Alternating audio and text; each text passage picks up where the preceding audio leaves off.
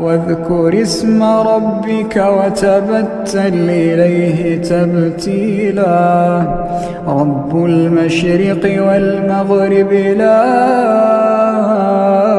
إله إلا